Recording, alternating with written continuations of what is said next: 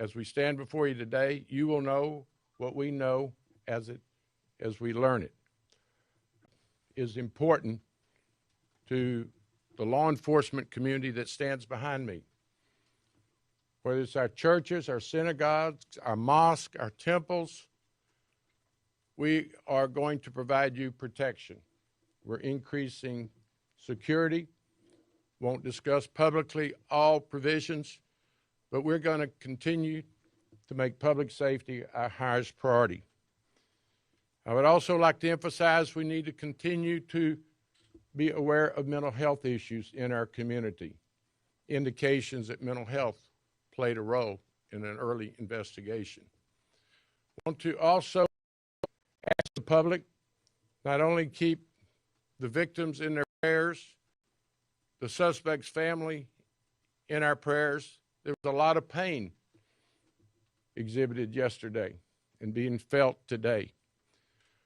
I want you to pray for the first responders.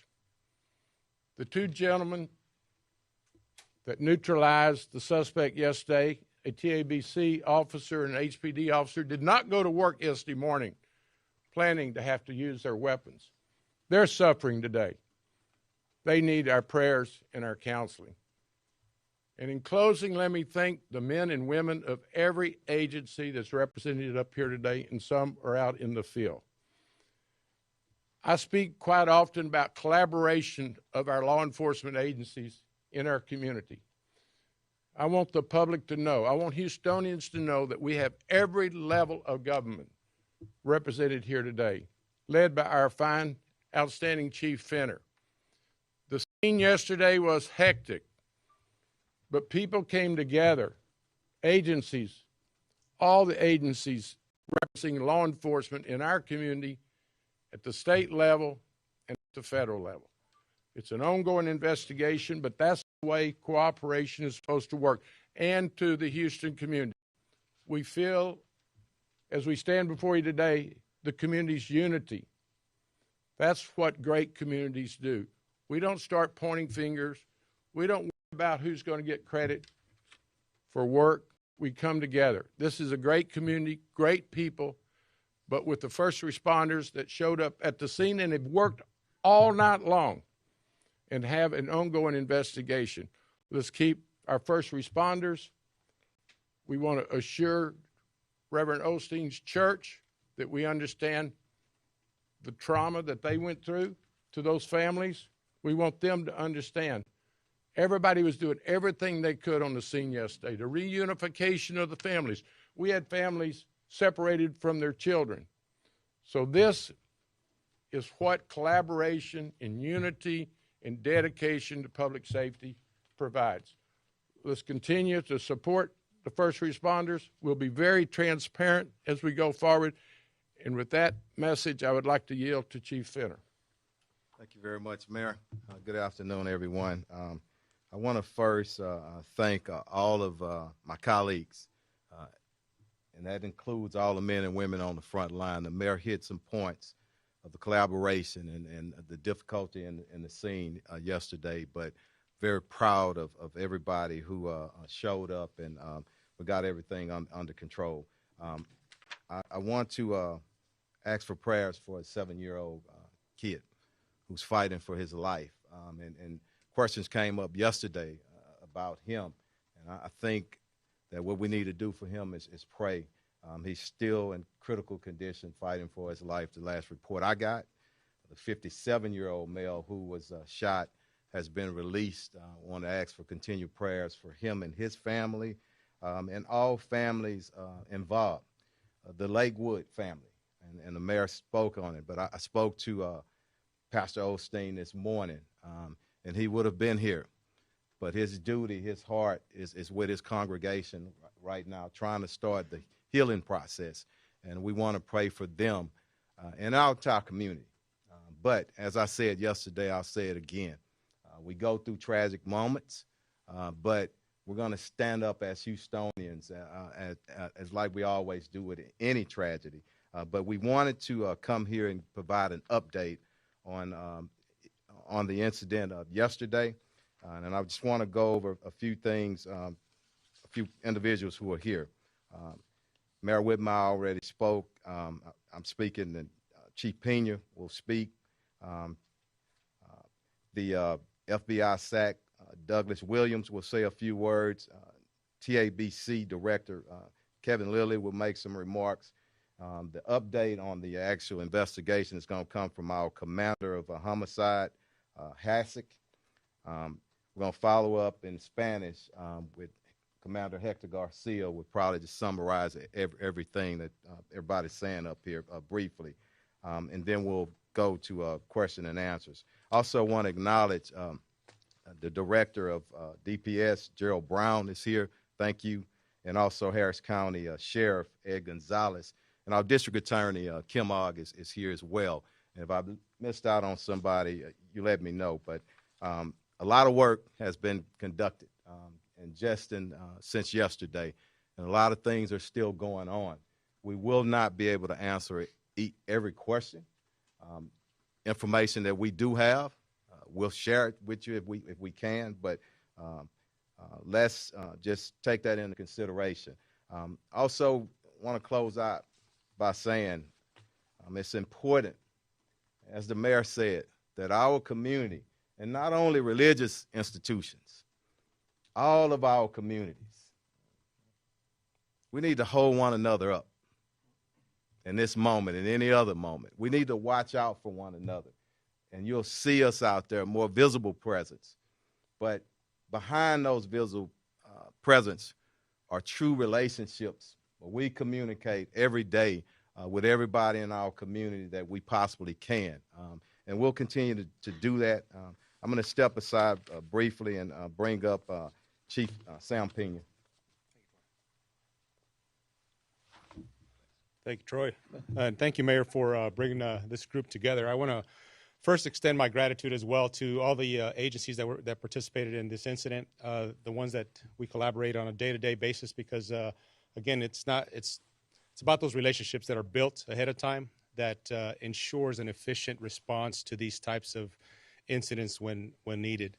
Also, again, our prayers to the young child that was injured, our community that is suffering, and it's traumatic for our community as well when these incidents happen. So, but the purpose of my briefing here today is just to allay some of the fears that may be out there in regards to any possible exposure to chemicals that may or may not have been present at the scene. As we mentioned yesterday, in collaboration with the Houston Police Department's bomb squad, our Hazmat Task Force and Decontamination Task Force were on scene conducting tests on any of the products that may have been at the location. The tests were completed. The preliminary tests were completed on scene. I can safely say that there is no risk of exposure to any chemical or product that may have been present to anybody that was at the facility, at the church, any of the first responders, anybody that came in contact or in the general vicinity, and certainly no danger to our community in terms of any hazmat products. The products on their own are benign, and they're common products that we would see in other applications. So I want to make sure that we communicated that to our community.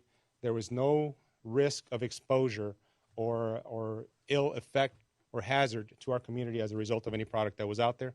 And we're going to continue our partnership with law enforcement, certainly my partner in public safety, Troy Finner, and his team, until we complete this investigation. So turn it back to you, Chief. Thank you. Thank you, FBI SAC Special Agent in charge, Williams. Gotcha. Chief. Gotcha.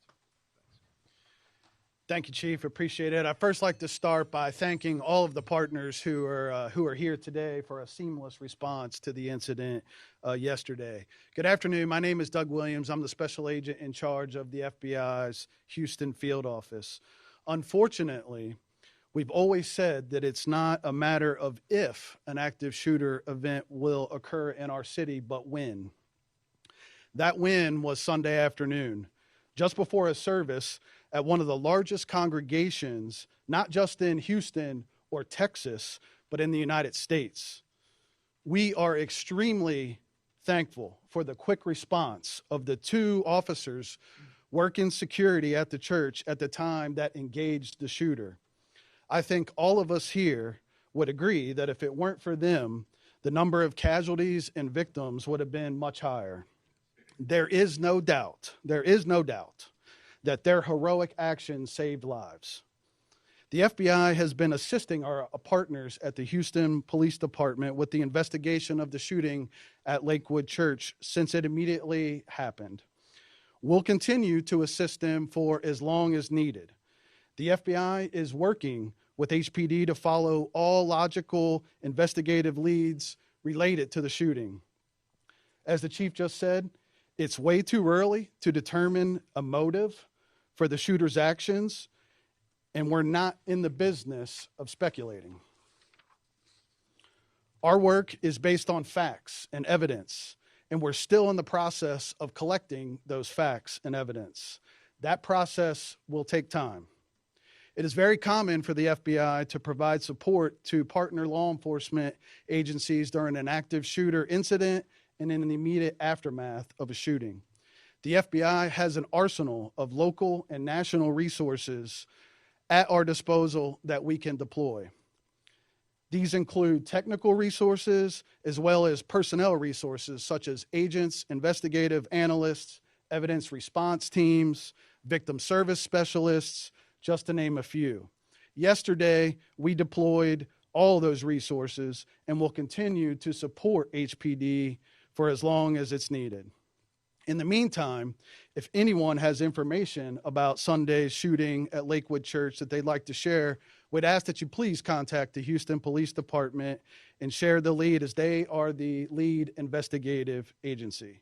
Again, the FBI is assisting, and we will continue to assist our partners here for as long as needed. Thank you very much. Thank you. JBC Director Kevin Lilly. Thanks. Thank you, Mayor. Thank you, Chief. I'm Kevin Lilly, Chairman of the Texas Alcoholic Beverage Commission. First, I'd like to offer my sincere condolences to the congregation of Lakewood Church and to Greater Houston. As the Mayor said, our places of worship are both sacred and safe, and all Texans grieve what happened at Lakewood Church yesterday. And indeed, when the sanctity of a church is violated, or any house of worship, that is an attack on the very foundation of this nation.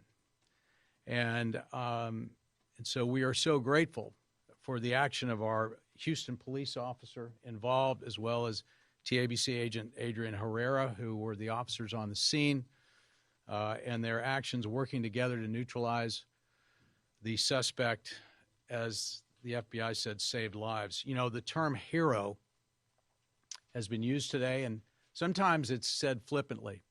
But I think what happened yesterday was the personification of heroism and valor, in which a total disregard for your own safety, saving others before yourself. Chief, I was talking to a couple of your deputy chiefs yesterday, as well as some of the FBI agents, and they spoke almost in great respect of the fact that these two officers held their ground. They held their ground in the face of rifle fire at point-blank range. And they continued to fire until the perpetrator was neutralized. And they did not yield. And they remained there as a wall.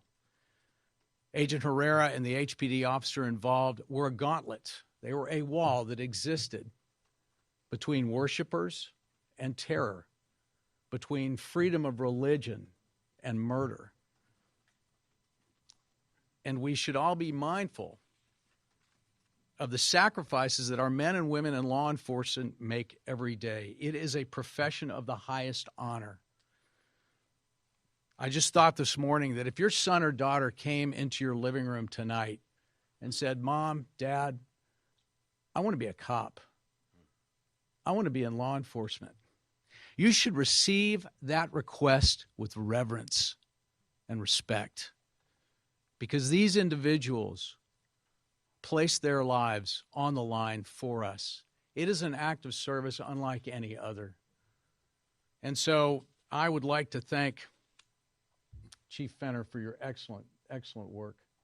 I'd also like to thank our mayor I have known Mayor Whitmire for many years, and he and I don't always agree on everything politically. And we've been on other sides of the fence.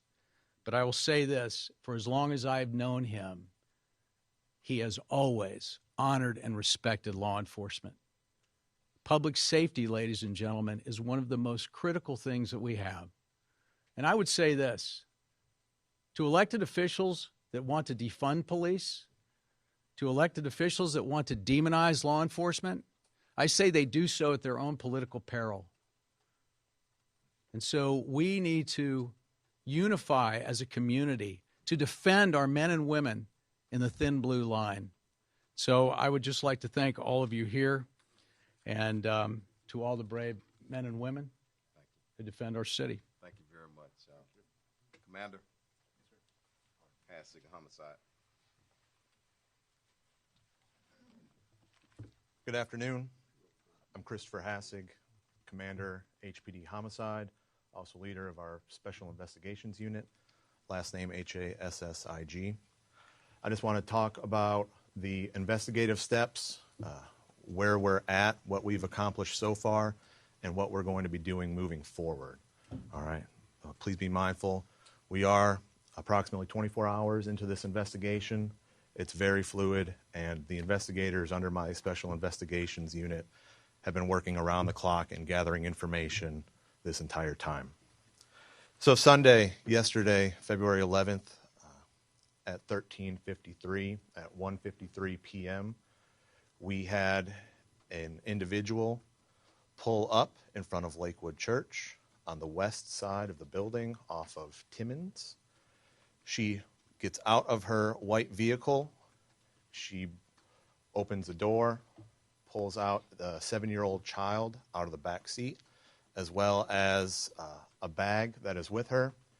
She goes, she confronts a security guard who lets her in along the west side of the building.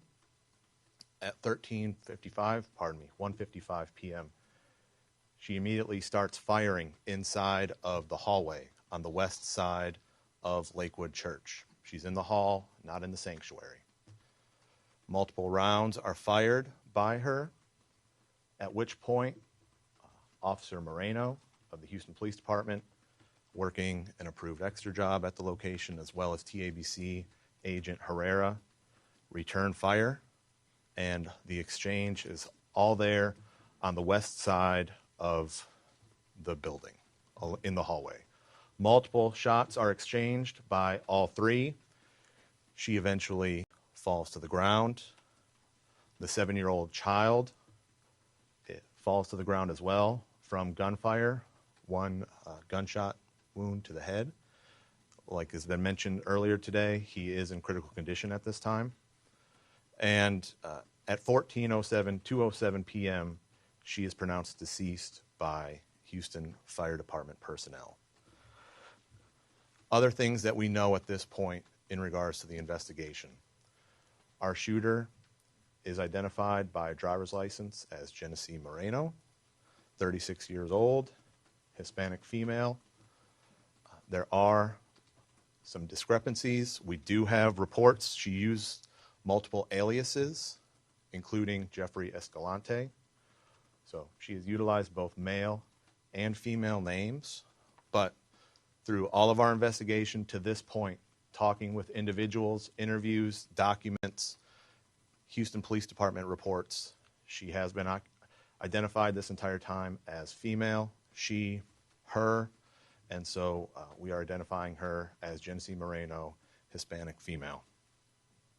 There were 2 weapons of hers recovered on the scene, an Anderson Manufacturing AR-15, which was what she utilized to fire at the officers. There was a sticker on the buttstock of the rifle that stated Palestine. A sticker simply stated Palestine on the buttstock. Also within the possession of near her, what she brought in, according to video, and she had in a bag, was a .22 caliber rifle by Blue Line Solutions. She had that, she brought that in, she did not fire that weapon. We do have her vehicle. We are in possession of that. We will be processing that and see if there is more evidence. We want to thank our federal and state partners for their assistance in helping process the scene. We have uncovered some items. We do have some anti-Semitic writings that we have uncovered during this process, but like I said, we are 24 hours into it. It is very new. We are getting new information as the hours change, and so we are going to be delving into that more. But we do want to stress that she acted alone. We do believe this was what we term a lone wolf, lone suspect situation. We do not believe this is part of a larger nexus. She is not part of a larger group or set of individuals. We believe that Genessee Moreno acted alone. We do have some facts that she was put under an emergency detention order by Houston police officers, we believe in 2016. We do believe that she does have a mental health history that is documented through us and through interviews with family members. And we do want to state that through our investigation, I mentioned anti-Semitic writing. We do believe that there was a familial dispute that has taken place between her ex-husband and her ex-husband's family, and some of those individuals are Jewish. So we believe that might possibly be where all of this stems from. We ask anybody with information to please call the Houston Homicide Department, 713-308-3600, or Crime Stoppers at 713-222-TIPS, TIPS, if they have any information regarding Miss Moreno or anything that could assist us with this investigation. Thank you very much. We'll hold questions until we translate, and then we'll get everybody at once. Come on. Thank you. Thank you. Good job. Thank you. Buenas tardes. Hoy queremos darle las gracias a todos nuestros compañeros que nos acompañan aquí al frente. Como ustedes pueden ver, hay representantes tanto de agencias locales como estatales y hasta federales. Como dijo el alcalde hace unos momentos, queremos decirle al público que estamos aquí para servirles, que vamos a estar más al pendiente de todas las instituciones religiosas para que la gente se sienta segura, que puedan continuar con su libertad de expresar su religión. Como dijo también el jefe Troy Finner, estamos aquí para pedir oraciones por esta criatura de 7 años que ahorita se encuentra en el hospital luchando por su vida. También pedimos oraciones para la persona de 57 años de edad que también sufrió de un balazo en la pierna, pero que gracias a Dios ahorita se encuentra de regreso en su casa. Lo dieron de alta en el hospital. Queremos agradecer a 2 de los individuos que estaban trabajando en la iglesia. Estaban trabajando por su cuenta, lo que nosotros llamamos un trabajo extra, con permiso de sus agencias. Estaban dando seguridad a la iglesia de Lakewood. Y esos 2 individuos son el agente Herrera y el policía del departamento de Houston, Christopher Moreno. Como se ha dicho anteriormente, el agente Herrera es de la Comisión de Bebidas Alcohólicas del estado de Texas, y aquí tenemos al representante de esa institución. El jefe también dijo que esto pudo haber sido mucho más serio, pero gracias a esos individuos, esta sospechosa, fue detenida antes de que pudiera entrar a un lugar donde había más gente. Estas personas, los policías, el agente, defendieron el lugar, pusieron sus vidas en riesgo para poner un alto a esta situación. El jefe Sam Peña del Departamento de Bomberos dijo que sí había elementos químicos en el automóvil que manejó la sospechosa, pero que después de un análisis se determinó que cualquier persona que pudo haber estado en contacto con estos químicos. No hay problema, no son contagiosos, no son de elementos serios que pueden causarles daños de salud a los individuos. Y esta investigación por parte del Departamento de Bomberos continúa, obviamente, pero eso es lo que han determinado hasta ahorita, que las químicas que se encontraron son como cualquier elemento que usted puede encontrar en su hogar.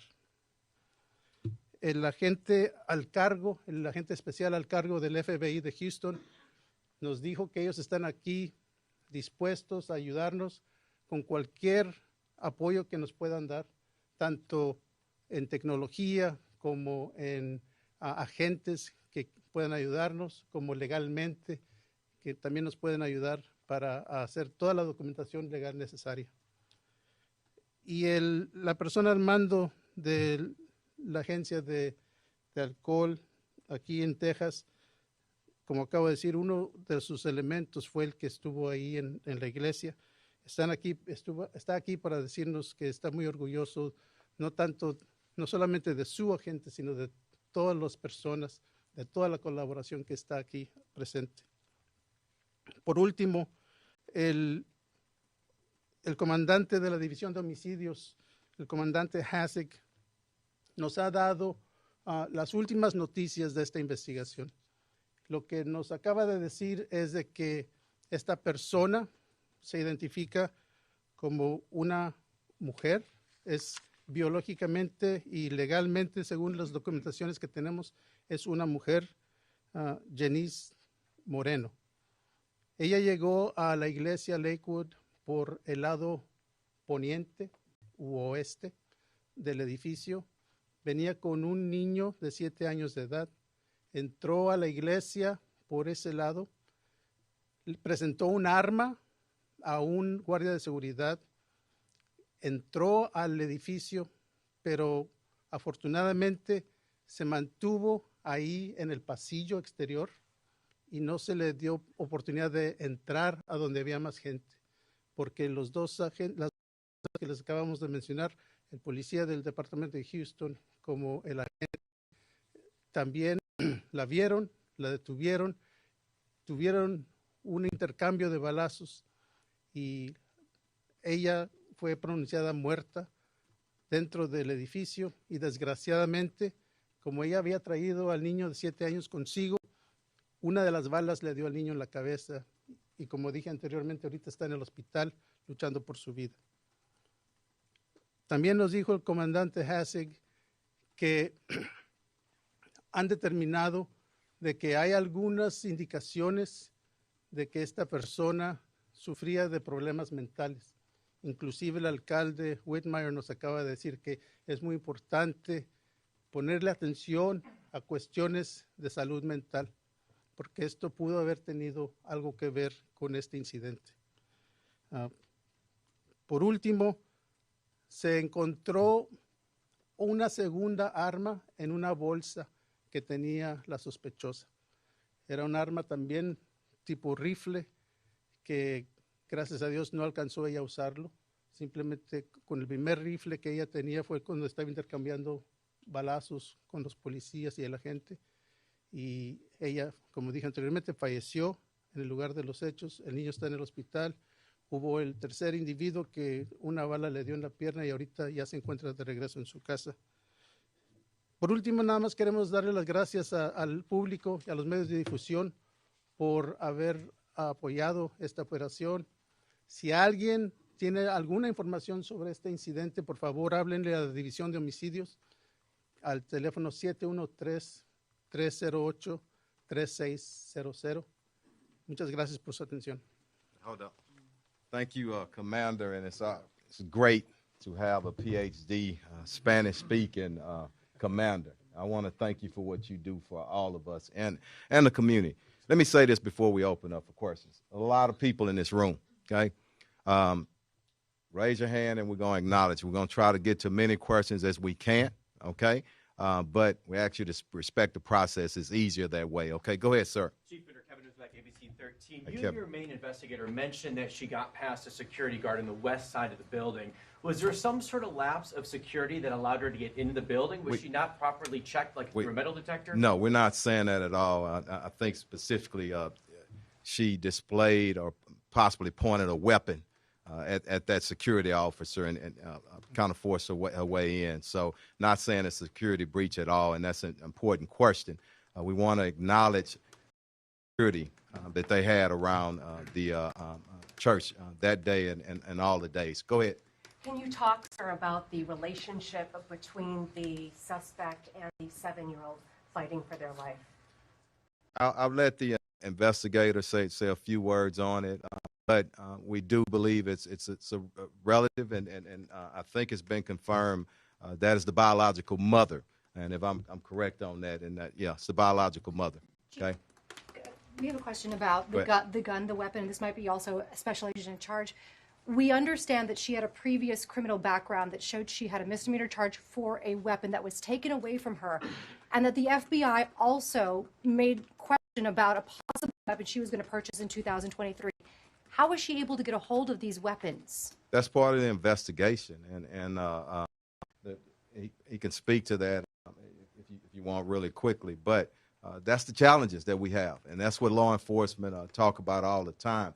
We need to make sure everything is tight, and we're not people standing up here against Second and Right Amendments, but people who are suffering from mental illness, criminals, mental health and the criminal record. Yes, so we're looking at that, and if you want to add to it, you're okay. Yeah, go ahead. Come on.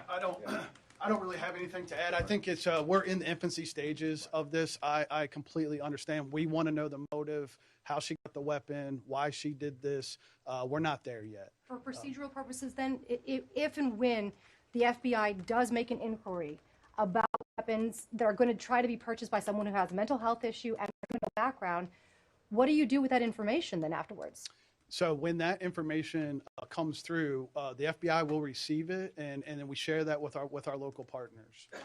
Chief, Yes, go ahead. was it clear how much ammunition the suspect had amongst those two rifles? I think we're still working through it, but can I say multiple rounds of ammunition? Multiple rounds were fired, but just 24 hours into it, I don't want to give you a definitive answer. Multiple rounds and multiple rounds fired. Go ahead, and we'll work our way to the back. Go ahead, Mario. Clarification of what the gentleman said in Spanish. He indicated a Christian Moreno. Is that the officer for HPD that returned fire? Yes, Christopher Moreno, and we'll be sending that information out to y'all. And I don't want to speak for my TABC, but we'll get that out sometime And for the pretty sake soon. of clarity, Go ahead. because we're dealing with multiple Morenos, is there any relation here? Just want to make sure of that. No. Okay, got Not that we it. Quick know of. question now with regards to, I needed clarification. Now my question, please, if you don't mind, sir. One more, and that's it. There's a lot of people. Well, in we're this going room. off of what was said to us. That's Go why I ahead, needed Mario. Go clarification. ahead. And thank you for the transparency. We really appreciate it. Go ahead. I got it at 1:53. He arrives, or she arrives. Forgive me. She arrives at 1:53. 207 declared dead by HPD. How long before there was gunfire engaged, and how long did that gun exchange last?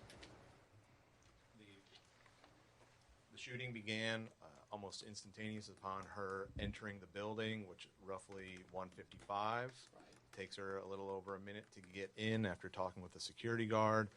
The firing commences right after that. There's a few minute gun battle, for lack of a better term. They're exchanging gunfire, and she is down. And then our officers followed their tactical training. They linked up. They talked about a game plan, approached the body. Somebody else pulled the 7-year-old to safety. And so all of this transpired within a matter of less than 12 minutes. And we'll get a timeline a little bit later. Let me get you some more questions. Go ahead. Why Lakewood Church? That's a long way from Conroe where she lived. I can't speculate for her. That's part of the investigation. But it could be any place of worship. And as I said earlier, and I want us to kind of get this. It could be any location. Bad people or or individuals suffering from mental illness and with guns, we need to all look out for them. Those family members she was in a dispute with, though, did they attend services there? No, not at all. Go ahead, and then we'll work our way back to you. If there are resources for all the community that were there. Say that one more time. I'm very sorry. En español. Yeah, you can do it. Yeah, go ahead. Come on. si hay Heck. recursos disponibles para la comunidad que estuvo presente en la balacera. Afortunadamente en esta ciudad tenemos muchas organizaciones que pueden darle ayuda a esos individuos que necesitan hablar con alguien o hay alguna ayuda psiquiátrica o psicológica. Hay muchas organizaciones, inclusive me imagino que ahorita la misma iglesia está tratando de ayudar a las personas que atienden esa iglesia de ese. One in back and then work our way in the front and over there too. Go ahead. For you or How you doing? Commander Hassig, as an extension of the why Lakewood question, referencing the writings that you talked about, Commander Hassig, was there anything in those writings that stipulated a desire for acting out against specific people or groups? Nothing at this specific moment. We don't have anything that pops out. Again, we're reviewing all of those writings, but nothing that stands out at this time. No, go ahead. Quick, about security measures at the church, we heard that you may have tried to get into a classroom full of students. I'm not sure that's part of the investigation, and I forgot to address this. Yesterday, there was a question about a body-worn camera. Our officers did have body-worn cameras, so a part of this investigation is going through that, plus the security cameras. So I really don't want to speculate right now, but we will be transparent as more information comes in. Over here on the corner, and then we'll get to you. Thank you, Chief. Question for the commander. Based on your preview of the information you just provided, what did she say? What did she? You guys have camera information, et cetera, et cetera. What did the woman say to that security guard at all, if anything at all? I mean, it's still under investigation. She displayed a weapon, and we're going to re-interview the security guard, but she had a rifle, and it was pointed at her, and she was on. I'm gonna get you too. Go ahead, and then we'll work our way over here. Chief, is there any element to label this as a hate crime? We don't want to jump ahead of that. I think it's very important that we don't. As a society right now, we want to group different people for different reasons. I think that's really counterproductive to our healing process, to the way that we want to patrol and police our cities. So I just want us to simply wait on the facts. You got mental illness here. You got a lot of things going on. And so let us work that out. And I promise you, we're transparent here. We'll get it to you. Go ahead. Chief, can you give any more explanation about why she was using aliases, what her motivation was? I don't know. All we can do is, as part of the process, and we're just 24 hours into it. There was a lot of discussion. And I was social media with some professional reporters and investigators, and some that's not so. So we're just here to present the facts as we know at this time. Is that connected to other things she's been charged with in the past, or is it?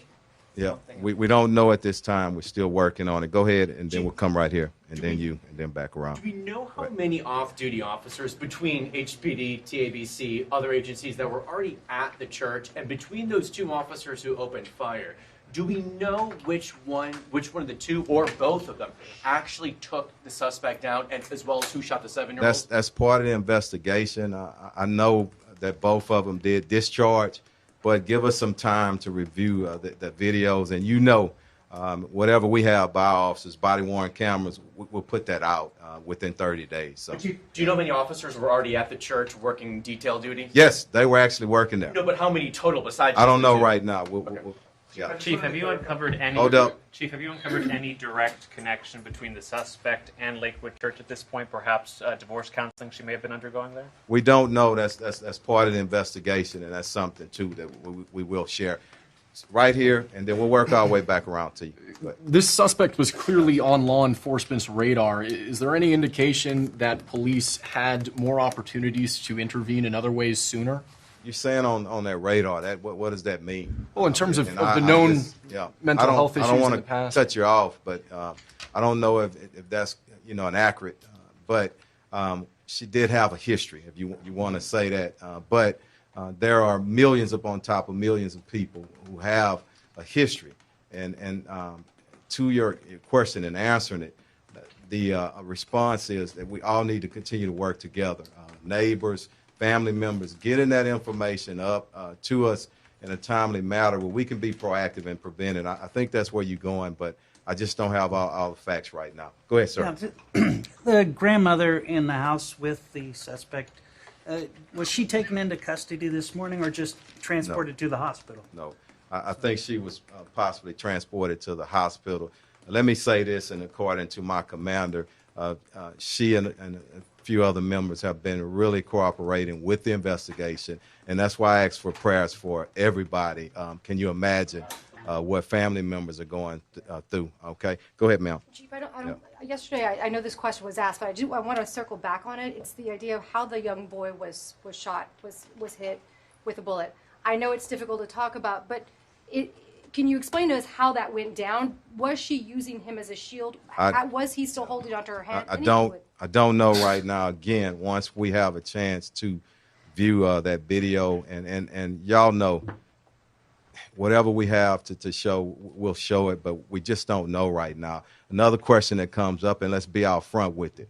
Was it the police officers who shot her, or was it her? We don't know. And I think the worst thing that we can do is speculate on something as important as that. Once we get the evidence in and ballistics and all that, I think we'll know that. Let me get to him, and I'll get back to you. I just wanted to clarify, the suspect who brought the child identified as the child's biological mother, the child who was shot and critically injured. That's what, yes. Okay. Chief, who's the security guard employed by? Can you give us the name? I don't know. We'll let you know on that. I don't know right now. Go ahead. What's the history of the two long guns in this case? How did she purchase them? We don't know. That's part of the investigation, and I think it's a very important part of the investigation. We need to know where and you know how, all that, and why. And was there any reference at any point that she had? Did you need to say something? Okay, I'll get her. Was there Oh, then. Okay. Two other quick follow-ups. Was there any point where she had a reference of a bomb that she had on her? She did. Commander. I can answer that. She did, and that we stated that yesterday, and we'll state it again today. She did threaten that she had a bomb on her person. Okay, let me get her on the corner right here. Go ahead. I'm sorry, I didn't. Just to follow up on the gun question and to clarify, so did she actually own those guns? Had she taken those guns from another legal owner? Because that's part of the investigation, but I was pretty sure that she purchased one, and you can speak to the facts of it. We're still conducting the trace on that, but we do know that the one that she did utilize was, from what we can tell, purchased in December legally. Like as of December, like a month All right. ago, 2 months ago? Yeah. We'll get two more. Let me get somebody I hadn't heard from. Go ahead. Chief, when will people be allowed to get back into the church to get their bags, vehicles? Are people able to do that yet? We'll the vehicles that are still being processed over there, we'll send that out in coordination with our investigators, with Lakewood officials as well. But we'll get that out as soon as we can. Okay. Give me two more. Sir, go ahead.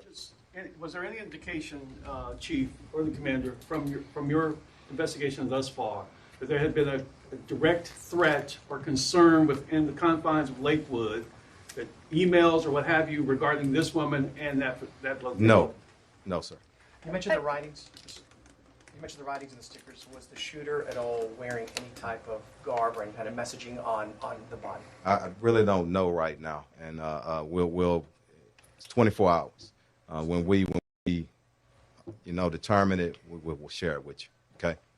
Last one. Chief, do you know, there's been other shootings at churches in Texas and other places. Do you know, in recent years, has HPD ever done a security audit or any other type of work We specifically always, with and Lakewood? not only churches, all religious institutions. We have a strong relationship with all of them, and you see, here's the goal, and here's the deal in this great city. Tragedy happens. And what I've seen in 34 years of service, a lifetime resident, with a few exceptions, years to college, whenever something happens, we come back stronger and better. And this is what we play. This is why you see so many people up here and so many people in the back, including our mayor, including our other elected officials. Our congresswoman is here. We're going to be better. But in the way of getting better, building stronger relationships, communicating every day. And please, community, and everybody stop putting people in boxes, okay? That's counterproductive.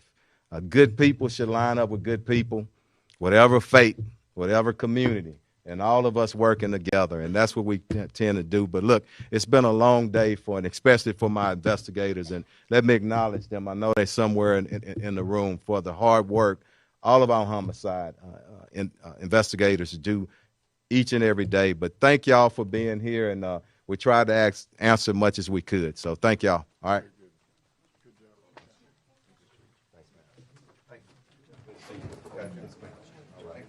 Good to see you, man.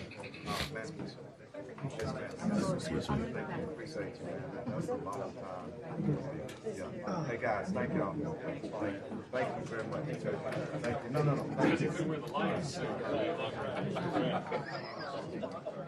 Not a good eye.